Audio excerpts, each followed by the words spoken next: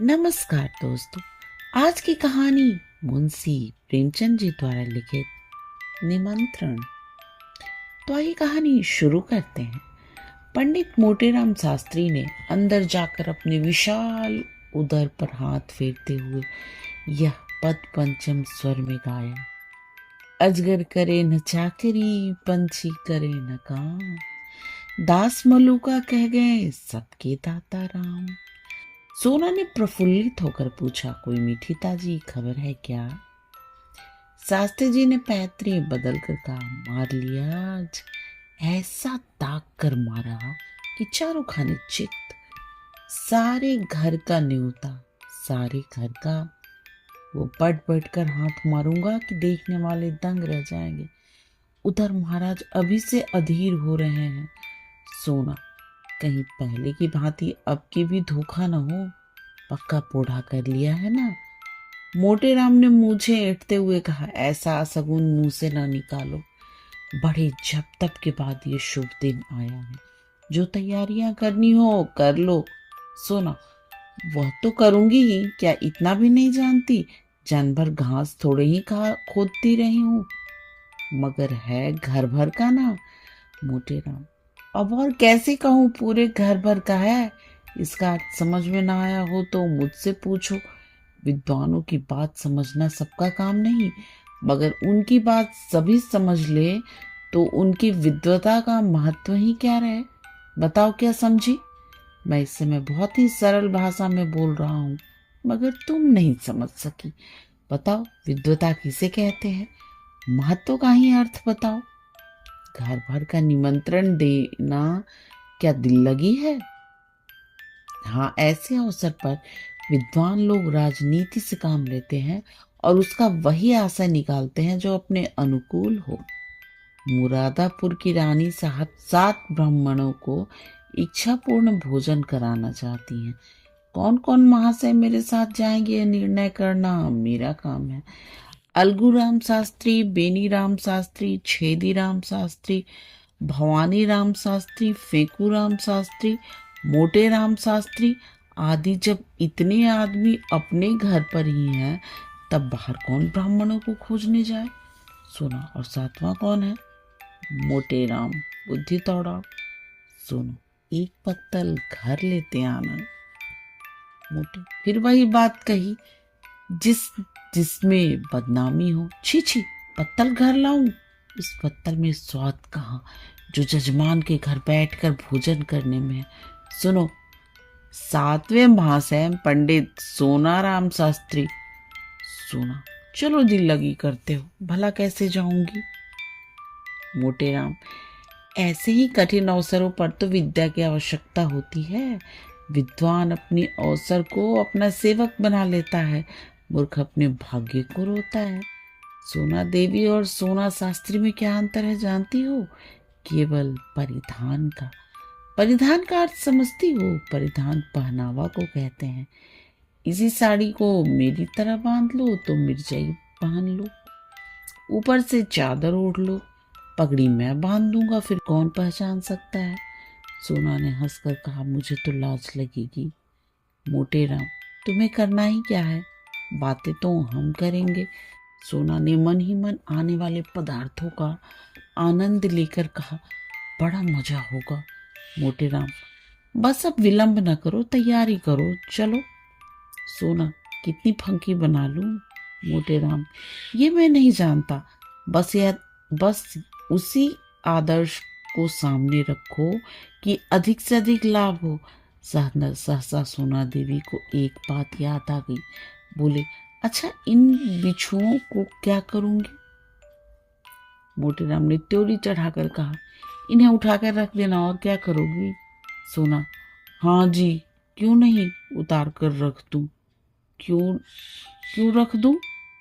मोटे, तो क्या तुम्हारे बिछुए पहने ही से मैं जी रहा हूँ? जीता हूँ पौष्टिक पदार्थों के सेवन से, तुम्हारे बिछुओं के पुण्य से नहीं। सुना, नहीं भाई, मैं बिछुए ना उतारूंगी। मोटेराम ने सोचकर कहा, अच्छा पहने चलो, कोई हानि नहीं। गोवर्धन धारी ये बाधा भी हर लेंगे। बस पाँव में बहुत से कपड़े लपेट लेना, मैं कह दूंगा इन पंडित जी को फिलपाव हो गया। क्यों, कैसे सूझी? पंडिताइन ने पतिदेव को प्रशंसा सूचक नेत्रों से देखकर कहा, जन भर पढ़ा नहीं है। संध्या समय पंडित ने पांचों पुत्रों को बुलवाया, उपदेश देने लगे। पुत्रों, कोई काम करने से पहले खूब समझ लेना चाहिए कि कैसे क्या होगा। मान लो रानी साहब ने तुम लोगों का पता ठिकाना पूछना आरंभ किया तो तुम लोग क्या उत्तर दोगे? यह तो महान मूर्खता होगी कि तुम सब मेरा नाम लो। सोचो कितने कलंक और लज्जा की बात होगी कि मुझ जैसे विद्वान केवल भोजन के लिए इतना बड़ा कुचक्र रचे। इसलिए तुम सब थोड़ी देर के लिए भूल जाओ कि मेरे पुत्र हो, कोई मेरा नाम न बतलाए। संसार में नामों की कमी नहीं, कोई अच्छा सा नाम चुनकर बता देना। पिता का नाम बदल देने से कोई गाली नहीं लगती, ये कोई अपराध नहीं। अलगू, आप ही बता दीजिए। मोटेराम, अच्छी बात है, बहुत अच्छी बात है। हाँ, इतने महत्व का काम मुझे स्वयं करना चाहिए। अच्छा सुनो, अलगूराम के पिता का नाम है केशव पांडे, खूब याद कर लो। बेनीराम के पिता का नाम पंडित मंगरू ओझा, खूब याद रखना। छेदीराम के पिता हैं पंडित दमरी तिवारी, भूलना नहीं। भवानी, तुम गंगू पांडे बतलाना, खूब याद कर लो। अब रहे फेकूराम, तुम बेटा बतलाना सेतुराम पाठक। हो गए सब, हो गया सबका नामकरण। अच्छा, अब मैं परीक्षा लूंगा, होशियार रहना। बोलो अलगू, तुम्हारे पिता का क्या नाम है? अलगूराम। पंडित केशव पांडे। बेनीराम, तुम बताओ। दमड़ी तिवारी। छेदी, यह तो मेरे पिता का नाम है। बेनी, मैं तो भूल गया। मोटेराम, भूल गए? पंडित के पुत्र होकर तुम एक नाम भी नहीं याद रख सकते, बड़ी दुख की बात है। मुझे पांचों नाम याद हैं, तुम्हें एक नाम भी याद नहीं। सुनो, तुम्हारे पिता का नाम है मंगरू ओझा। पंडित जी लड़कों की परीक्षा ले ही रहे थे कि उनके परम पित्र पंडित चिंतामणि ने द्वार पर आवाज दी। पंडित मोटेराम ऐसे घबराए कि सिर पैर की सुधि न रही। लड़कों को भगाना ही चाहते थे कि पंडित चिंतामणि अंदर चले आए। दोनों सज्जनों में बचपन से गाढ़ी मैत्री थी।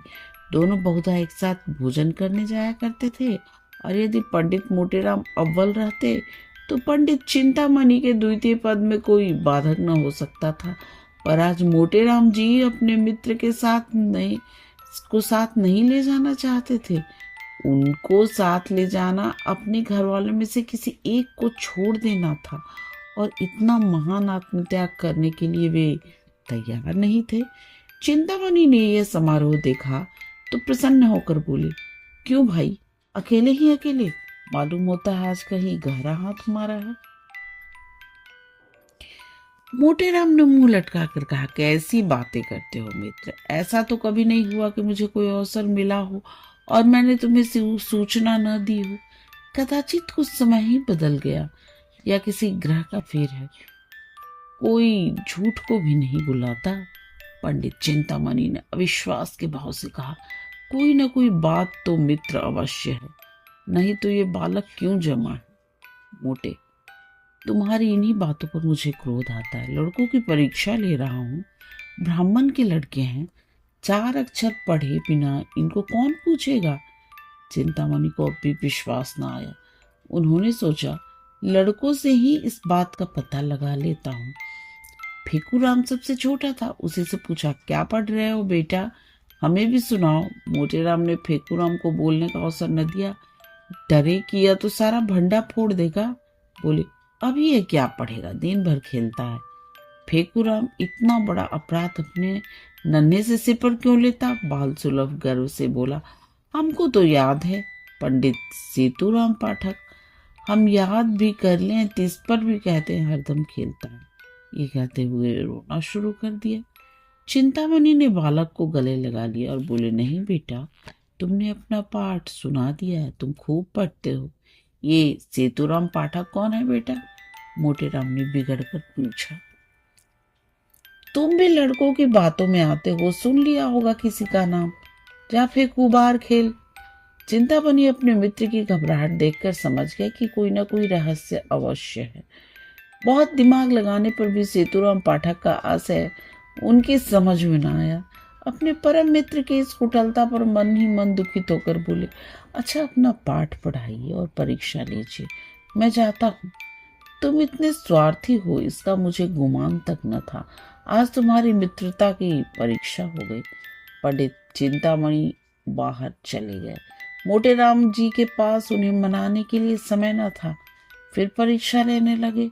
सोना ने कहा, मना लो, रूठ जाते हैं, फिर परीक्षा लेना। मोटे राम, जब कोई काम पड़ेगा मना लूंगा। निमंत्रण की सूचना पाते ही इनका सारा क्रोध शांत हो जाएगा। हाँ भवानी, तुम्हारे पिता का नाम क्या है? बोलो। भवानी, गंगू पांडे। मोटे, और तुम्हारे पिता का नाम? फेंकू। बता तो दिया, उस पर कहते हैं पढ़ता नहीं। मोटे राम, हमें भी बता दो। फेंकू। सेतुराम पाठक तो है। मोटे, बहुत ठीक, हमारा लड़का बड़ा राजा है। आज तुम्हें अपने साथ बिठाएंगे और सबसे अच्छा माल तुम्ही को खिलाएंगे। सोना, हमें भी कोई नाम बता दो। मोटे राम ने रसिकता से मुस्कुराकर कहा, तुम्हारा नाम है पंडित मोहन स्वरूप सुकुल। सोना देवी ने लजाकर सिर झुका लिया। लड़कों को कपड़े पहनाने लगी। पंडित चिंतामणि रूठ कर तो चले थे, पर कौतूहल बस अभी तक द्वार पर दुबके खड़े थे। इन बातों की भनक इतनी देर में उनके कानों में पड़ी। उससे यह तो ज्ञात हो गया कि कहीं निमंत्रण है, पर कहाँ है, कौन कौन से लोग निमंत्रित हैं, यह ज्ञात न हुआ था। इतने में फेंकू बाहर निकला तो उन्होंने उसे गोद में उठा लिया और बोले, कहाँ नहीं होता है बेटा? अपनी जान में तो उन्होंने बहुत धीरे से पूछा था, पर न जाने कैसे पंडित मोटेराम के कान में भनक पड़ गई। तुरंत बाहर निकल आए। देखा तो चिंतामणि जी फेंकू को गोद में लिए कुछ पूछ रहे हैं। लपक कर लड़के का हाथ पकड़ लिया और चाहा कि उसे अपने मित्र की गोद से छीन ले, मगर चिंतामणि जी को अभी अपने प्रश्न का उत्तर न मिला था। अतः वे लड़के का हाथ छुड़ाकर उसे लिए हुए अपने घर की ओर भागे। मोटे राम भी ये कहते हुए उनके पीछे दौड़े, उसे क्यों लिए जाते हो धूर्त कहीं का? दुष्ट चिंतामणि, मैं कह देता हूँ इसका नतीजा अच्छा ना होगा। फिर कभी किसी निमंत्रण में ना ले जाऊंगा। भला चाहते हो तो उसे उतार दो। मगर चिंतामणि ने एक न सुनी, भागते ही चले गए। उनकी देह अभी संभाल के बाहर न हुई थी। दौड़ सकते थे, मगर मोटेराम जी को एक एक पग आगे बढ़ना दुष्कर हो रहा था। भैंसे की भांति हाँफते थे और नाना प्रकार के विशेषणों का प्रयोग करते दुब की चाल से चले जाते थे। यद्यपि प्रतिक्षण अंतर बढ़ता जाता था और फिर भी पीछा न छोड़ते थे। अच्छी घुड़दौड़ थी। नगर के दो महात्मा दौड़ते हुए ऐसे जान पड़ते थे मानो दो गैंडे चिड़ियाघर से भाग आए हैं। सैकड़ों आदमी तमाशा देखने लगे। कितने ही बालक उनके पीछे तालियां बजाते हुए दौड़े। कदाचित ये दौड़ पंडित चिंतामणि के घर पर ही समाप्त होती, पर पंडित मोटेराम धोती की ढीली हो जाने के कारण उलझ कर गिर पड़े। चिंतामणि ने पीछे फिरकर यह दृश्य देखा तो रुक गए और फेकूराम से पूछा, क्यों बेटा, कहाँ नहीं होता है? फेकू, बताते तो हमें मिठाई दोगे ना? चिंताराम, हाँ दूंगा, बताओ। फेकू, रानी के यहाँ। चिंता, कहाँ की रानी? फेकू, ये मैं नहीं जानता, कोई बड़ी रानी है। नगर में कई बड़ी बड़ी रानियां थी। पंडित जी ने सोचा सभी रानियों के द्वार पर चक्कर लगाऊंगा, जहां भोज होगा वहां कुछ भीड़ भाड़ होगी ही, पता चल जाएगा। यह निश्चय करके वे लौट पड़े। सहानुभूति प्रकट करने में अब कोई बाधा न थी। मोटे राम जी के पास आए तो देखा वे बड़े कराह रहे हैं। उठने का नाम नहीं लेते। घबरा कर पूछा, कैसे गिर पड़े मित्र? यहाँ कहीं गड्ढा भी तो नहीं है? मोटे राम, तुमसे बड़ा मतलब? तुम लड़के को ले जाओ, जो कुछ पूछना चाहो पूछो। चिंता, मैं कपट व्यवहार नहीं करता। दिल लगी की थी, तुम बुरा मान गए। लो उठ लो, बैठो राम का नाम लेके। मैं सच कहता हूँ, मैंने कुछ नहीं पूछा। मोटे राम, चल झूठा। चिंता, जनेऊ हाथ में लेकर कहता हूँ। मोटे राम, तुम्हारी शपथ का विश्वास नहीं। चिंता, तुम मुझे इतना धूर्त समझते हो? मोटे राम, इससे कहीं अधिक। तुम गंगा में डूब कर शपथ खाओ तो भी मुझे विश्वास ना आए। चिंताराम, तुम्हारा ये बात कहना तो मुंह उखाड़ लेने जैसा है। मोटे राम, तो फिर आ जाओ। चिंता पहले पंडिताइन से पूछा। मोटे यह भस्मक व्यंग न सह सके, चट उठ बैठे और पंडित चिंतामणि का हाथ पकड़ लिया। दोनों मित्रों में मल्लयुद्ध होने लगा। दोनों हनुमान जी की स्तुति कर रहे थे और इतने जोर जोर से गरज गरज कर मानो सिर दहाड़ रहे हैं। बस ऐसा जान पड़ता था मानो दो पीपे आपस में टकरा रहे हों। मोटे राम, महाबली विक्रम बजरंगी, चिंताराम भूत पिशाच निकट नहीं आवे। मोटे राम, जय जय जय हनुमान चालीसा। चिंता, प्रभु रखिए लाज हमारी। मोटे राम, ये हनुमान चालीसा में नहीं है। चिंताराम, ये हमने स्वयं रचा है। क्या तुम्हारी तरह ही ये रटंत विद्या है? जितना कहो उतना रच दें। मोटे राम, अबे हम रचने पर आ जाएं तो एक दिन में 1,00,000 स्तुतियां रच डालें, किंतु इतना अवकाश किसे है। दोनों महात्मा अलग खड़े होकर अपने अपने रचना कौशल की डींगे हाँक रहे थे। मल्लयुद्ध शास्त्रार्थ का रूप धारण करने लगा तो विद्वानों के लिए उचित है। इतने में किसी ने चिंतामणि के घर जाकर कह दिया कि पंडित मोतेराम और चिंतामणि जी में बड़ी लड़ाई हो रही है। चिंतामणि जी 3 महिलाओं के स्वामी थे, कुलीन ब्राह्मण थे, पूरे 20 विश्व। उस पर विद्वान भी उच्च कोटि के, दूर दूर तक यजमानी थी। ऐसे पुरुषों को सब अधिकार है। कन्या के साथ साथ जब प्रचुर दक्षिणा भी मिलती हो तब कैसे इनकार किया जाए।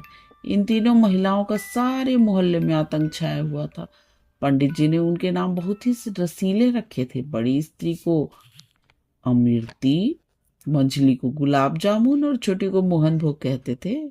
पर मोहल्ले वालों के लिए तीनों महिलाएं तैरताप से कम न थी। घर में नित्य आंसू की नदी बहती रहती। खून की नदी तो पंडित जी ने भी कभी नहीं बहाई, अधिक से अधिक शब्दों की नदी बहाई थी। पर मजाल न थी बाहर का आदमी किसी को कुछ कह जाए। संकट के समय तीनों एक हो जाती थी। यह पंडित जी के नीति चातुर्य का सुफल था। ज्यों ही खबर मिली कि पंडित चिंतामणि पर संकट पड़ा हुआ है, तीनों त्रिदोष की भांति कुपित होकर घर से निकली और उनमें जो अन्य दोनों जैसी मोटी नहीं थी, सबसे पहले समरभूमि में जा पहुंची। पंडित मोटेराम जी ने उसे आते देखा तो समझ गए अब कुशल नहीं। अपना हाथ छुड़ाकर बगटूट भागे, पीछे फिरकर भी न देखा। चिंतामणि जी ने बहुत ललकारा पर मोटेराम के कदम न रुके। चिंता, अजी भागे क्यों, ठहरो, कुछ मजा तो चखते जाओ। मोटेराम, मैं हार गया भाई, हार गया। चिंतामणि, अभी कुछ दक्षिणा तो लेते जाओ। मोटेराम ने भागते हुए कहा, दया करो भाई, दया करो। 8 बजते बजते पंडित मोटेराम ने स्नान और पूजा करके कहा, अब विलंब नहीं करना चाहिए। फंकी तैयार है ना? सोना, फक्की लिए तो कब से बैठी हूँ, तुम्हें तो जैसे किसी बात की सुधि नहीं रहती। रात को कौन देखता है कि कितनी देर तक पूजा करते हो। मोटेराम, मैं तुमसे 1 नहीं 1000 बार कह चुका हूँ, मेरे कामों में मत बोला करो। तुम नहीं समझ सकती कि मैं इतना विलंब क्यों किया। तुम्हें ईश्वर ने इतनी बुद्धि ही नहीं दी है। जल्दी जाने से अपमान होता है। जमाना समझता है लोभी है, भुक्खड़ है, इसलिए चतुर लोग विलंब किया करते हैं। जिसमें यजमान समझे कि पंडित जी को इसकी सुधि नहीं है, भूल गए होंगे, बुलाने को आदमी भेजे। इस प्रकार जाने में तो मान महत्व है, वो मरभूखों की तरह जाने में क्या कभी हो सकता है। मैं बुलाने की प्रतीक्षा कर रहा हूँ, कोई ना कोई आता ही होगा। लाओ थोड़ी फंकी, बालकों को खिला दी है ना। सुना, उन्हें तो मैंने सांझ ही को खिला दी थी। मोटेराम, कोई सोया तो नहीं? सोना, आज भला कौन सोएगा, सब भूख भूख चिल्ला रहे थे तो मैंने 1 पैसे का चबेना मंगवा दिया। सब के सब ऊपर बैठे खा रहे हैं। सुनते नहीं हो, मारपीट हो रही है। मोटेराम ने दांत पीस कर कहा, जी चाहता है तुम्हारी गर्दन पकड़ कर ऐंठ दूं। भला इस बेला चबेना मंगाने का क्या काम था? चबेना खा लेंगे तो वहां क्या तुम्हारा सिर खाएंगे? छी छी, जरा भी बुद्धि नहीं। सोना ने अपराध स्वीकार करते हुए कहा, हाँ भूल तो हुई, पर सबके सब इतना कोलाहल मचाए हुए थे, सुना नहीं जाता था। मोटे राम वो तो ही रोते ही थी ना, रोने देती। रोने से उनका पेट न भरता बल्कि और भूख खुल जाती। सहसा एक आदमी ने बाहर से आवाज दी, पंडित जी, महारानी बुला रही हैं और लोगों को लेकर जल्दी चलो। पंडित जी ने पत्नी की ओर गर्व से देखकर कहा, देखा, इसे निमंत्रण कहते हैं, अब तैयारी करनी चाहिए। बाहर आकर पंडित जी ने उस आदमी से कहा, तुम एक क्षण और ना आते तो मैं कथा सुनाने चला गया होता, मुझे बिल्कुल याद न था। चलो हम शीघ्र आते हैं। 9 बजते बजते पंडित मोटे राम बाल गोपाल सहित रानी साहब के द्वार पर जा पहुंचे। रानी बड़ी विशालकाय एवं तेजस्वी महिला थी। इस समय वो कार चौकीदार तकिया लगाए तख्त पर बैठी हुई थी। 2 आदमी हाथ बांधे पीछे खड़े थे। बिजली का पंखा चल रहा था। पंडित जी को देखते ही रानी ने तख्त से उठकर चरण स्पर्श किया और इस बालक मंडल को देख मुस्कुराती हुई बोली, इन बच्चों को आप कहाँ से पकड़ लाए? मोटे राम, करता क्या, सारा नगर छान मारा, किसी पंडित ने आना स्वीकार न किया। कोई किसी के यहाँ निमंत्रित है, कोई किसी के यहाँ। तब तो मैं बहुत चकराया। अंत में मैंने उनसे कहा, अच्छा आप नहीं चलेंगे तो हरी इच्छा, लेकिन ऐसा कीजिए कि मुझे लज्जित न होना पड़े। तब जबरदस्ती प्रत्येक के घर से जो बालक मिला उसे पकड़ लाना पड़ा। क्यों फेकूराम, तुम्हारे पिताजी का क्या नाम है? फेकूराम ने गर्व से कहा, पंडित सेतुराम पाठक। रानी, बालक तो बड़ा होनहार है। और पालकों को भी उत्कंठा हो रही थी कि हमारी भी परीक्षा ली जाए। लेकिन जब पंडित जी ने उनसे कोई प्रश्न न किया और उधर रानी ने फेकूराम की प्रशंसा कर दी, तब तो वो अधीर हो उठे। भवानी बोला, मेरे पिता का नाम पंडित गंगू पांडे। छेदी बोला, मेरे पिता का नाम दमड़ी तिवारी। बेनीराम ने कहा, मेरे पिता का नाम है पंडित मंगरू ओझा। अलगूराम समझदार था, चुपचाप खड़ा रहा। रानी ने उससे पूछा, तुम्हारे पिता का क्या नाम है जी? अलगूराम को इस वक्त पिता का निर्दिष्ट नाम याद न आया। न यही सूझा कि कोई और नाम ले ले। हठ बुद्धि सा खड़ा रहा। पंडित मोटेराम ने जब उसकी ओर दांत पीस कर देखा तब रहसा हवास भी गायब हो गया। फेकूराम ने कहा, हम बता दे भैया, भूल गए? रानी ने आश्चर्य से पूछा, क्या अपने पिता का नाम भूल गया? ये तो विचित्र बात देखी। मोटेराम ने अलगू के पास जाकर कहा, क से है? अलगूराम बोल उठा, केशव पांडे। रानी, तो अब तक क्यों चुप था? मोटेराम, कुछ ऊंचा सुनता है सरकार। रानी, मैंने सामान तो बहुत सा मंगवाया है, सब खराब होगा, लड़के क्या खाएंगे? मोटेराम, सरकार, इन्हें बालक न समझे, इनमें जो सबसे छोटा है ये 2 पत्तल खाकर उठेगा। जब सामने पत्तल पड़ गई और भंडारी चांदी के थालों में एक से एक उत्तम पदार्थ ला ला कर परोसने लगा, तब पंडित मोटेराम जी की आंखें खुल गईं। उन्हें आए दिन निमंत्रण मिलते रहते थे, पर ऐसे अनुपम पदार्थ कभी सामने न आए थे। घी की ऐसी सौंधी सुगंध उन्हें कभी न मिली थी। प्रत्येक वस्तु से केवड़े और गुलाब की लपटें उड़ रही थी। घी टपक रहा था। पंडित जी ने सोचा, ऐसे पदार्थों से कभी पेट भर सकता है? मौनों खा जाऊं, फिर भी और खाने को जी चाहे। देवतागण इनसे उत्तम और कौन सा पदार्थ खाते होंगे? इनसे उत्तम पदार्थों की तो कल्पना भी नहीं की जा सकती। पंडित जी को इस वक्त अपने परम मित्र पंडित चिंतामणि की याद आई।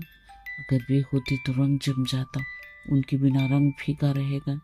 यहाँ दूसरा कौन है जिससे लांग डांग करूं? पहले तो 2 पत्तलों में चे बोल जाएंगे, सोना कुछ साथ देगी, मगर कब तक? चिंतामणि के बिना रंग न गठेगा। वे मुझे ललकारेंगे, मैं उन्हें ललकारूंगा। उस उमंग से पत्तलों की कौन गिनती? हमारी देखा देखी लड़के भी डट जाएंगे। ओह, बड़ी भूल हो गई, ये ख्याल मुझे पहले ना आया। रानी साहिबा से कहूँ, बुरा तो न मानेंगी? जो कुछ भी हो, एक बार जोर तो लगाना ही चाहिए। तुरंत खड़े होकर रानी साहब से बोले, सरकार, आज्ञा हो तो कुछ कहूँ? रानी, कहिए कहिए महाराज, किसी वस्तु की कमी है? मोटेराम, नहीं सरकार, किसी बात की नहीं। ऐसे उत्तम पदार्थ तो मैंने कभी देखे भी न थे। सारे नगर में आपकी कीर्ति फैल जाएगी। मेरे एक परम प्रिय मित्र हैं पंडित चिंतामणि, आज्ञा हो तो उन्हें भी बुला लूं।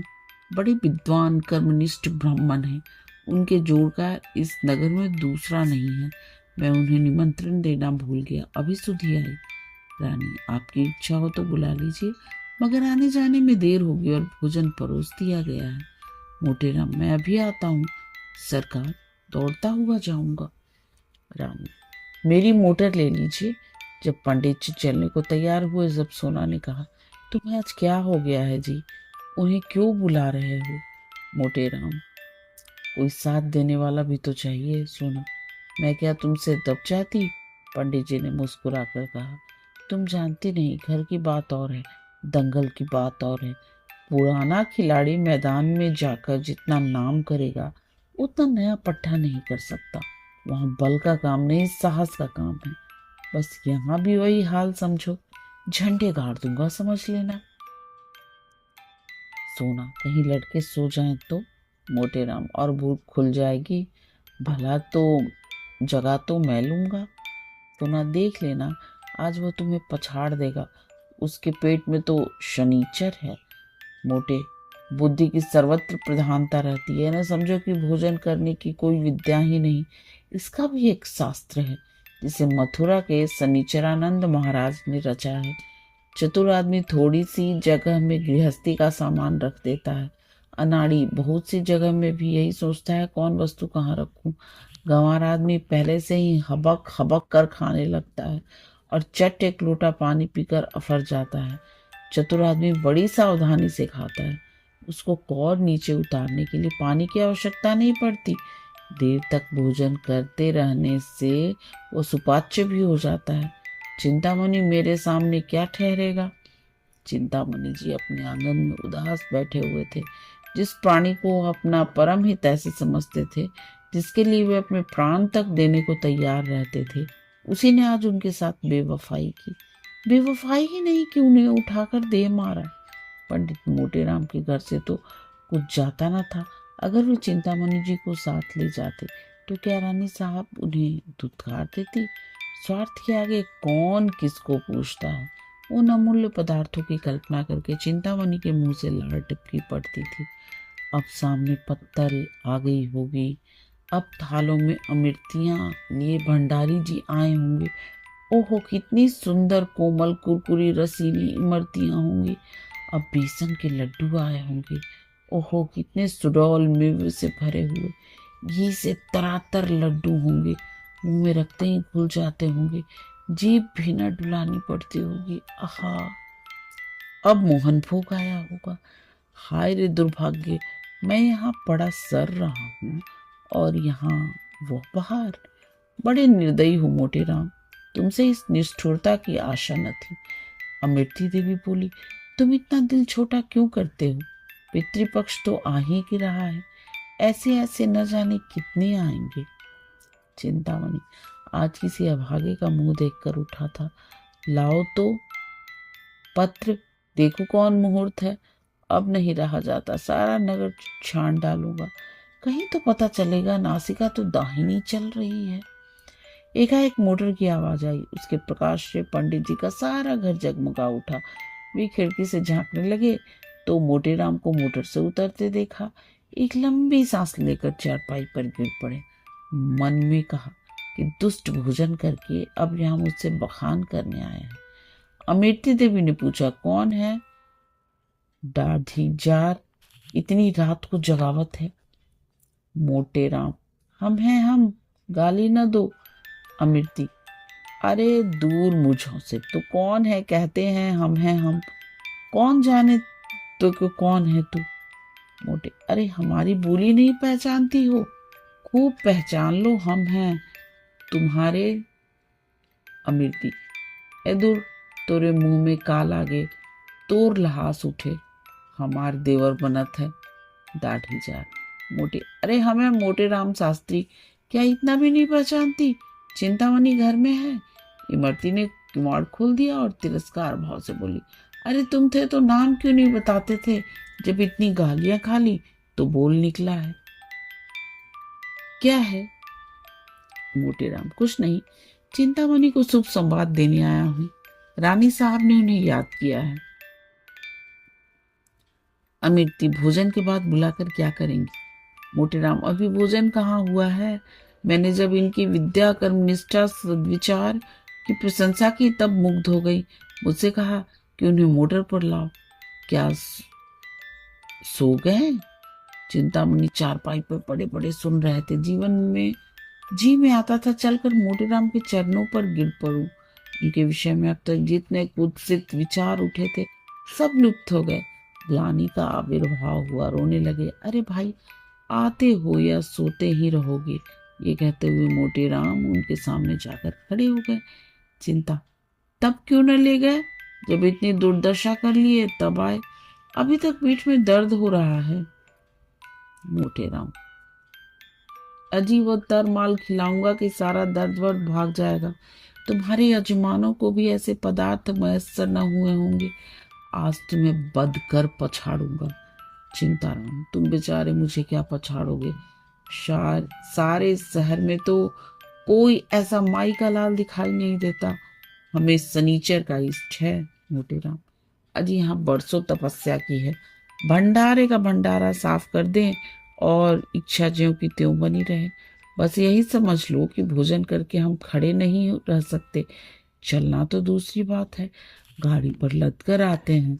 चिंताराम, तो ये कौन बड़ी बात है? यहाँ तो टिकटी पर उठाकर लाए जाते हैं। ऐसी ऐसी डकारे लेते हैं कि जान पड़ता है बम गोला छूट रहा है। एक बार खोपिया पुलिस ने बम गोले के संदेह में घर की तलाशी तक ली। मोटेराम, झूठ बोलते हो, कोई इस तरह नहीं डकार सकता। चिंताराम, अच्छा तो आकर सुन लेना, डर कर भाग न जाओ तो सही। एक क्षण में दोनों मित्र मोटर पर बैठे और मोटर चली। रास्ते में पंडित चिंतामणि को शंका हुई, कहीं ऐसा न हो मैं पंडित मोटेराम को पिछलग्गू समझा जाऊं और मेरा यथेष्ट सम्मान न हो। उधर पंडित मोटेराम को भी भय हुआ कि कहीं ये महाशय मेरे प्रतिद्वंदी न बन जाए और रानी साहब पर अपना रंग जमा ले। दोनों अपने अपने मंसूबे बांधने लगे। जो ही मोटर रानी के भवन में पहुंची, दोनों महाशय उतरे। अब मोटेराम चाहते थे पहले मैं रानी के पास पहुंच जाऊं और कह दूं कि पंडित को ले आया। चिंतामणि चाहते थे पहले मैं रानी के पास पहुंची और अपना रंग जमा दूं। दोनों कदम बढ़ाने लगे। चिंतामणि हल्के होने के कारण जरा आगे बढ़ गए। पंडित मोटेराम दौड़ने लगे। चिंतामणि भी दौड़ पड़े। घुड़दौड़ सी होने लगी। मालूम होता था कि दो गेंडे भागे जा रहे हैं। अंत में मोटेराम ने हांफते हुए कहा, राजसभा में दौड़ते हुए जाना उचित नहीं। चिंताराम, तो तुम क्यों धीरे धीरे आते? आओ ना, दौड़ने को कौन कहता है? मोटेराम, जरा रुक जाओ, मेरे पैरों में कांटा गड़ गया है। चिंतामणि, तो निकाल लो, तब तक मैं चलता हूँ। मोटेराम ने बहुत बहाने किए पर चिंतामणि ने एक न सुनी। भवन में पहुंचे। रानी साहब बैठी कुछ लिख रही थी और रह रहकर द्वार की ओर ताक लेती थी कि सहसा पंडित चिंतामणि उनके सामने आ खड़े हुए और यूं स्तुति करने लगे, हे यशोदा दो बाल केशव मुरार नामा। रानी, क्या मतलब? अपना मतलब कहो। चिंता, सरकार को आशीर्वाद देता हूँ। सरकार ने इस दास चिंतामणि को निमंत्रित करके कितना अनुग्रहित किया है, इसका बखान शेषनाग अपनी सहस्त्र जिह्वा द्वारा भी नहीं कर सकते। रानी, तुम्हारा ही नाम चिंतामणि है? वे कहाँ रह गए हैं? पंडित मोटेराम शास्त्री। चिंतामणि, पीछे आ रहे हैं सरकार। मेरे बराबर आ सकता है भला? मेरा तो शिष्य है। रानी, अच्छा तो वे आपके शिष्य हैं? चिंतामणि, मैं अपने मुंह से अपनी बड़ाई नहीं कर सकता सरकार। विद्वानों को नम्र होना चाहिए, पर जो यथार्थ है वह तो संसार जानता है। सरकार, मैं किसी से बात विवाद नहीं करता, ये मेरा अनुशीलन नहीं। मेरे शिष्य भी बहुधा मेरे गुरु बन जाते हैं, पर मैं किसी से कुछ नहीं कहता। जो सत्य है वो सभी जानते हैं। इतने में पंडित मोटेराम जी गिरते पड़ते हांफते हुए आ पहुंचे और ये देख कर कि चिंतामणि भद्रता और सभ्यता की मूर्ति बने खड़े हैं, वो देवोपम शांति के साथ खड़े हो गए। रानी, पंडित चिंतामणि बड़े साधु प्रकृति के विद्वान हैं। आप उनके शिष्य हैं, फिर भी वे आपको अपना शिष्य नहीं कहते हैं। पंडित मोटेराम, सरकार मैं इनका दासानुदास हूँ, चिंता जगतारिणी मैं इनका चरण रज हूँ। मोटे राम रिपुदल संहारिणी मैं इनके द्वार का कुकुर हूँ। रानी आप दोनों सज्जन पूज्य हैं, एक से एक बढ़े हुए, चलिए भोजन करिए। कि इस मित्र भक्ति पर उन्हें बड़ा क्रोध आ रहा था। बड़े लड़कों के विषय में तो कोई चिंता न थी, लेकिन छोटे लड़कों बच्चों के सो जाने का भय था। उन्हें किस्से कहानियां सुना सुना कर बहला रही थी कि भंडारी ने आकर कहा, महाराज चलो। दोनों पंडित जी आसन पर बैठ गए। फिर क्या था, बच्चे कूद कूद कर भोजनशाला में जा पहुंचे। देखा तो दोनों पंडित दो वीरों की भांति आमने सामने लेटे बैठे हैं। दोनों अपना अपना पुरुषार्थ दिखाने के लिए अधीर हो रहे थे। चिंतामणि, भंडारी जी तुम भोजन परोसने में बड़ा विलंब करते हो, क्या भीतर जाकर सोने लगते हो? भंडारी चुपाई मारे बैठे रहे। जौन होई सब आए जाई, घबराएगा नहीं, तुम्हारे सिवा और कोई जीवैया नहीं बैठा है। मोटे राम, भैया भोजन करने के पहले कुछ देर सुगंध का स्वाद तो लो। चिंतामणि, अजी सुगंध गया चूल्हे में, सुगंध देवता लोग लेते हैं, अपने लोग तो भोजन करते हैं। मोटे राम, अच्छा बताओ पहले किस चीज पर हाथ फेरोगे? चिंतामणि, मैं जाता हूँ भीतर से सब चीजें एक साथ लिए आता हूँ। मोटे राम, धीरज धरो भैया, सब पदार्थों को आ जाने दो, ठाकुर जी का भोग तो लग जाए। चिंतामणि, तो बैठे क्यों हो, तब तक भोग ही लगाओ, एक बाधा तो मिटे। नहीं तो लाओ मैं चटपट भोग लगा दूं, व्यर्थ देर करोगे। इतने में रानी आ गई। चिंतामणि सावधान हो गए। पंडित मोटेराम ने देखा कि चिंतामणि का रंग जमता जाता है, तो वे भी अपनी विद्वता प्रकट करने को व्याकुल हो गए। बहुत दिमाग लड़ाया, पर कोई श्लोक, कोई मंत्र, कोई कविता याद ना आई। तब उन्होंने सीधे सीधे राम नाम का पाठ आरंभ कर दिया। राम भज राम भज रे मन। उन्होंने इतने ऊंचे स्वर में जाप करना शुरू किया कि चिंतामणि को भी अपना स्वर ऊंचा करना पड़ा। मोटे राम और जोर से गरजने लगे। इतने में भंडारी ने कहा, महाराज आप भोग लगाइए। सुनकर उस प्रतिस्पर्धा का अंत हुआ। भोग की तैयारी शुरू हुई। बाल वृंद सजग हो गए।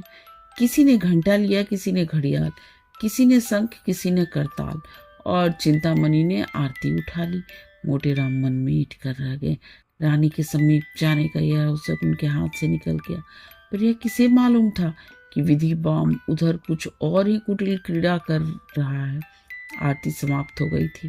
भोजन शुरू होने को था कि एक कुत्ता ना जाने किधर से आ निकला। पंडित चिंतामणि के हाथ से लड्डू थाल से गिर पड़ा। पंडित मोटेराम अकचका कर रह गए। सर्वनाश! चिंतामणि ने मोटेराम से इशारे में कहा, अब क्या कहते हो मित्र, कोई उपाय निकालो, यहाँ तो कमर टूट गई। मोटेराम ने लंबी सांस खींचकर कहा, अब क्या हो सकता है, यह ससुर आया किधर से? रानी पास ही खड़ी थी। उन्होंने कहा, अरे कुत्ता किधर से आ गया, ये रोज बंधा रहता था, आज कैसे छूट गया? अब तो रसोई भ्रष्ट हो गई। चिंतामणि, सरकार आचार्यों ने इस विषय में। मोटेराम, कोई हर्ज नहीं है सरकार, कोई हर्ज नहीं है। सोना, भाग्य फूट गया। जोहत जोहत आधी रात बीत गई, तभी विपदा फाट पड़ी। चिंतामणि, सरकार स्वान के मुख में अमृत। मोटेराम, तो अब आज्ञा हो तो चले। रानी, हाँ और क्या, मुझे बड़ा दुख है, इस कुत्ते ने आज इतना बड़ा अनर्थ कर डाला। तुम बड़े गुस्ताख हो टॉमी। भंडारी, ये पत्थर उठाकर मेहतर को दे दो। चिंतामणि, छाती फटी जाती है। सोना को बालकों पर दया आई। बेचारे इतने देर देवोपम धैर्य के साथ बैठे थे। बस चलता तो कुत्ते का गला घोट देती। बोली, लड़कन का तो दोष नहीं पड़त है, इन्हें काहे नहीं खवाए देत कोई। मोटेराम, हैं इनकी बुद्धि भ्रष्ट हो गई है। सोना, ऐसे तो बड़े विद्वान बने रहे, अब काहे नहीं बोलत बनत, मुंह में दही जम गया, जीभ नहीं खुलत है। चिंतामणि, सत्य कहता हूँ, रानी को चकमा दे देता, उस दुष्ट के मारे सब खेल बिगड़ गया। सारी अभिलाषाएं मन में रह गई। ऐसे पदार्थ अब कहाँ मिल सकते हैं। सोना, सारी मनुष्य निकल गई। घर ही में गरजे के शेर हैं। रानी ने भंडारी में बुलाकर कहा, इन छोटे छोटे तीनों बच्चों को खिला दो, ये बेचारे क्यों भूखे मरे। क्यों फेंकूराम, मिठाई खाओगे? फेंकूराम, इसीलिए तो आए हैं। रानी, कितनी मिठाई खाओगे? फेंकू, बहुत सी, इतनी। रानी, अच्छी बात है, जितनी खाओगे उतनी मिलेगी, पर जो बात मैं पूछूं वो बतानी पड़ेगी, बताओगे ना? फेंकूराम, हाँ बताऊंगा, पूछिए। रानी, झूठ बोले तो एक मिठाई न मिलेगी, समझ गए? फेंकूराम, मत दीजिएगा, मैं झूठ बोलूंगा ही नहीं। रानी, अपने पिता का नाम बताओ। मोटे राम। बालकों को हरदम सब बातें स्मरण नहीं रहती, उसने तो आते ही आते बता दिया था। रानी, मैं फिर पूछती हूँ, इसमें आपकी क्या हानि है? चिंतामणि, नाम पूछने में कोई हर्ज नहीं। मोटे राम, तुम चुप रहो चिंतामणि, नहीं तो ठीक न होगा। मेरे क्रोध को अभी तुम नहीं जानते, दबा बैठूंगा तो रोते भागोगे। रानी, आप तो व्यर्थ क्रोध कर रहे हैं, बोलो फेंकूराम, चुप क्यों हो? फिर मिठाई ना पाओगे। चिंतामणि, महारानी की इतनी दया दृष्टि है तुम्हारे ऊपर, बता दो बेटा। मोटे राम, चिंतामणि जी, मैं देख रहा हूँ तुम्हारे अधीन आए हैं, वो नहीं बताता तुम्हारा साझा आए वहां से बड़े खैर ख्वाह बन के। सुना, अरे हाँ, लड़कन से इस सब पवारा से का मतलब? तुमका धर्म परे मिठाई देव, न धर्म परे न देव। इका की बाप का नाम बताओ तो मिठाई देव। फेंकूराम ने धीरे से कोई नाम लिया। इस पर पंडित जी ने उसे इतने जोर से डांटा कि उसकी आधी बात मुंह में ही रह गई। रानी, क्यों डांटते, उसे बोलने क्यों नहीं देते? बोलो बेटा। मोटे राम, आप हमें अपने द्वार पर बुलाकर हमारा अपमान कर रही हैं। चिंता, इसमें अपमान की कोई बात नहीं है भाई। मोटे राम, अब हम इस द्वार पर कभी ना आएंगे, यहाँ सत्पुरुषों का अपमान किया जाता है। अलगू, कहिए तो मैं चिंतामणि को एक पटकन दूं।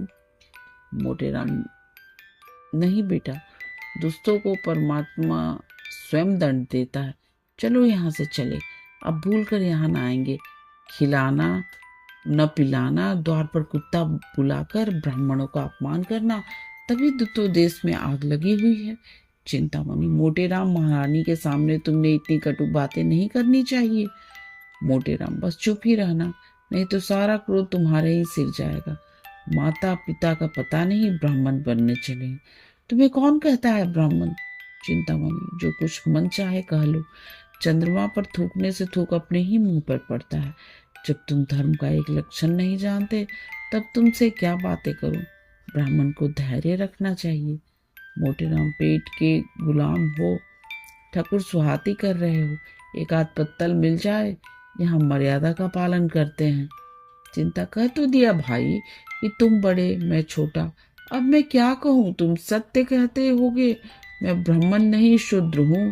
रानी, ऐसा न कहिए चिंतामणि जी, इसका बदला न लिया तो कहना। ये कहते हुए पंडित मोटे राम बालक वृंद के साथ बाहर चले गए और भाग्य को कोसते हुए घर को चले। बार बार पछता रहे थे, दुष्ट चिंतामणि को क्यों बुला लाया। सोना ने कहा, भंडा फूटत फूटत बच गया, फेकुआ नाम बताए देता, काहे रे अपने बाप के नाम बताए देते। फेकुआ, और क्या, तो वो सच सच पूछती थी। मोटे राम, चिंतामणि ने रंग जमा लिया, अब आनंद से भोजन करेगा। सोना, तुम्हारे एक विद्या काम ना आई, वो तो बाजी मार ले गया। मोटे राम, मैं तो जानता हूँ, रानी ने जानबूझकर कुत्ते को बुला लिया।